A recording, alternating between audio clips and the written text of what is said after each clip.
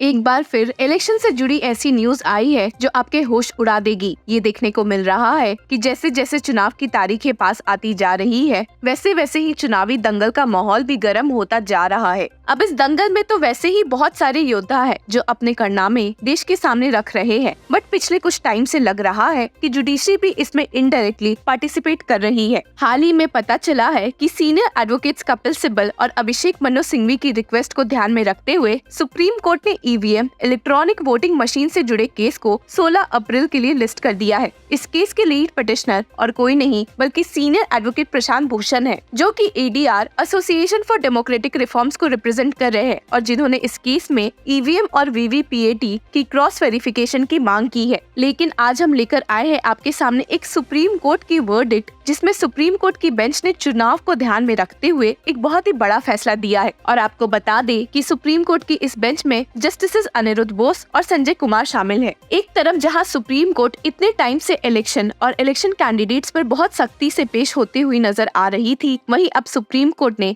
Election candidates को काफी time बाद राहत भरा फैसला सुनाया है। मामला है इलेक्शन कैंडिडेट के एसेट्स का। इस मैटर में आप जानते हैं कि इलेक्शन कैंडिडेट को नॉमिनेशन फाइल करते टाइम अपना क्वालिफिकेशन, प्रीवियस क्रिमिनल रिकॉर्ड्स और एसेट्स यानी कि अपनी प्रॉपर्टी बतानी होती है। इन सब के बारे में पब्लिक के सामने अपना स्टेटस रखना जरूरी होता है ताकि पब्लिक अपने कैंडिडेट को जान सके कि वो वोट आखिर किसको कर रहे हैं। सुप्रीम कोर्ट के भी इस मुद्दे पर कई जजमेंट्स हैं जिसमें ये डिस्क्लोजर को जरूरी माना गया है। इस वीडियो में हम जिस जजमेंट की बात कर रहे हैं उसका मामला शुरू होता है अरुणाचल प्रदेश के स्टेट इलेक्शन से, जो कि साल 2019 में हुए थे, जहां एमएलए कारिको क्री ने तेजू कॉन्स्टिट्यूएंट असेंबली से इलेक्शन में कॉन्टेस्ट किया था, जिसमें सभी एसेट्स डिस्क्लोज नहीं किए गए थे। ऐसा होने पर गुवाहाटी हाईकोर्ट ने कारिको क्री के इस इलेक्शन को नल एंड वॉइड कर दिया, जिसकी अपील अभी सुप्रीम कोर्ट में हुई। यहाँ मेन मुद्दा जो उठ रहा है वो ये है कि दो फंडामेंटल राइट्स आपस में टकरा रहे हैं। पहला है राइट टू इन्फॉर्मेशन, उसके साथ जुड़ा है राइट टू वोट, और इसके अगेंस्ट में है दूसरा राइट टू प्राइवेसी। जहाँ राइट टू वोट और राइट टू इन्फॉर्मेशन के अकॉर्डिंग पब्लिक को ये जानने का पूरा राइट है कि उसकी कैंडिडेट का क्या स्टेटस है और क्या हिस्ट्री रही है, जिससे वो अपना कैंडिडेट सही से चूज कर सके। वहीं दूसरी तरफ देखे तो राइट टू प्राइवेसी ये बताता है कि हर इंसान के पास राइट है कि वो अपनी लाइफ में कुछ प्राइवेसी रख सके। इन दोनों राइट के बीच कन्फ्लिक्ट ही इस केस की समरी है। सुप्रीम कोर्ट इन राइट्स में बैलेंस बनाते हुए वर्डिक्ट देती है कि कैंडिडेट को एसेट तो शो करने होंगे, बट कुछ मूवेबल एसेट्स को शो करने की जरूरत नहीं है। ये वही एसेट्स है जिससे शो हो जाना चाहिए कि इन सब से कैंडिडेट की लैविश लाइफस्टाइल अफेक्ट नहीं हो रही है। The court stated, we are not inclined to accept the blanket proposition that a candidate is required to lay his life out threadbare for examination by the electorate. His right to privacy would still survive as regards matter which are of no concern to the voter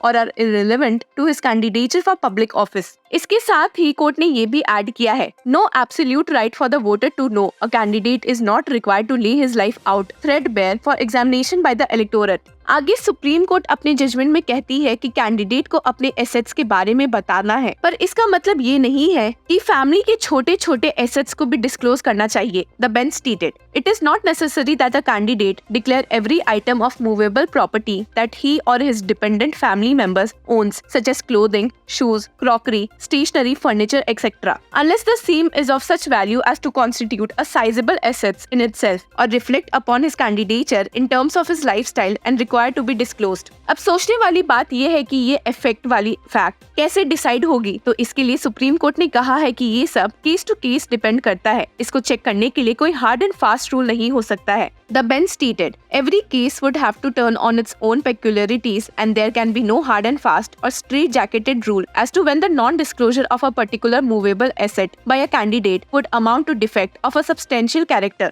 इसके साथ ही bench ने इस case में particularly order pass करते हुए कहा, the non-disclosure of the 3 vehicles could not be held against Kariko Cree. The non-disclosure of vehicles cannot be held to be a corrupt practice as per section 123 subsection 2 of the Representation of the People's Act 1951. अगर history उठाकर देखें तो इस रो में supreme court के बड़े अच्छे decisions रहे हैं, जहां पर सुप्रीम कोर्ट ने इलेक्शन के रूल्स को लेकर ब्रॉडली डिस्कस किया है। सबसे पहले साल 1978 में जब सुप्रीम कोर्ट के सामने इलेक्शन में गड़बड़ी सामने आई थी, द फ्री और फेयर इलेक्शन हमारे कॉन्स्टिट्यूशन का बेसिक स्ट्रक्चर है जिसे फॉलो करने की बात उठी थी। उसके बाद साल 2003 में सुप्रीम कोर्ट ने ये सभी कैंडिडेट्स के लिए मैंडेट कर दिया था कि हर एक कैंडिडेट अपने क्वालिफिकेशंस, प्रीवियस क्रिमिनल रिकॉर्ड्स और एसेट्स शो करेगा, जिससे कि वोटर को अपने कैंडिडेट के बारे में पता हो, जैसे कि हम वीडियो में पहले देख चुके हैं। इसके बाद साल 2013 में एक हिस्टोरिकल जजमेंट आया जिसमें राइट टू वोट के साथ साथ राइट नॉट टू वोट को भी ऐड करते हुए फंडामेंटल राइट बताते हुए बैलेट मशीन में नोटा ऑप्शन ऐड करने का डिसीजन दिया गया।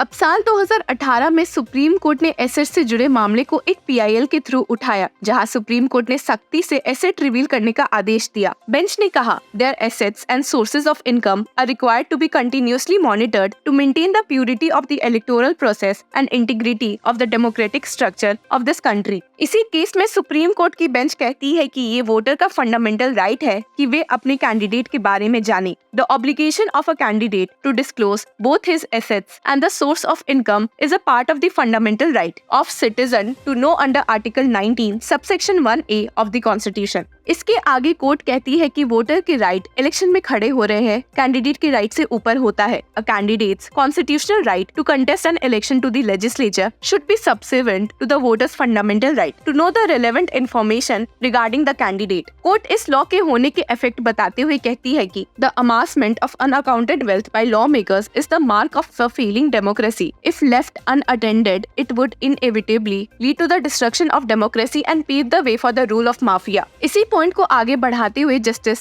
छेलामेश्वर कहते हैं कि if an MLA or MP's assets have seen a 10x rise in 2019 from what he revealed in 2014, should you not conduct an inquiry into the very propriety of a person holding public office enjoying such phenomenal rise in his assets? The moment a candidate has shown 1000% increase in his income in the past 5 years, please have a mechanism to conduct an inquiry. जैसे कि आपने देखा कि साल 2018 में supreme court इस मुद्दे पर काफी सख्त कदम उठाती हुई दिखी है और साल 2024 में कुछ नरमी दिखाते हुए। अब आपने वीडियो में देखा कि ऐसे जाने की एक जरूरी बात तो ये है कि वोटर्स को पता है और दूसरी बड़ी बात ये है कि करप्शन को कंट्रोल में रखा जाता है। आगे CBDT की रिपोर्ट की बात करें तो ऐसा अक्सर देखने को मिला है कि MLA और MP की प्रॉपर्टी में अनरीजनेबल हाइक मिलता है। तो अब ये एक्चुअली डिटरमाइन करने के लिए देखना ये होगा कि पोस्ट पर आने से पहले MP या MLA की क्या प्रॉपर्टी थी या एसेट्स थे, तभी जाकर एक्चुअल हाइक का पता चलेगा और इस एक्चुअल हाइक के बाद ही पता चलेगा कि ये रीजनेबल है या नहीं। ये कड़ी धीरे धीरे वहाँ तक ली जाती है जहाँ करप्शन के सोर्स का पर्दाफाश हो सकता है और फिर जाकर इंक्वायरी हो। तो इस तरह मिलने वाली जानकारी से करप्शन को भी कंट्रोल किया जा सकता है, जो कि आज के टाइम पर देश के लिए सबसे बड़ी प्रॉब्लम है। अब इस केस में बैलेंस करते हुए सुप्रीम कोर्ट ने सारी पॉलिटिकल पार्टीज को खुश तो कर दिया है, पर ध्यान रखने वाली बात ये है कि ये राइट टू प्राइवेसी कैंडिडेट के लिए एक शील्ड की तरह काम ना करे। ऐसे तो फिर हर कैंडिडेट के पास अपने एसेट्स को छुपाने का एक रीजनेबल ग्राउंड होगा जिसे अथॉरिटी को मानना ही पड़ेगा। देखना होगा कि आने वाले इलेक्शंस के कैंडिडेट्स पर इस डिसीजन का क्या असर होता है। इस जजमेंट का मिसयूज होगा या रीजनेबल यूज होगा, ये तो वक्त ही बताएगा। अपनी राय हमें कमेंट सेक्शन में जरूर बताएं। Until then, keep following law चक्रा।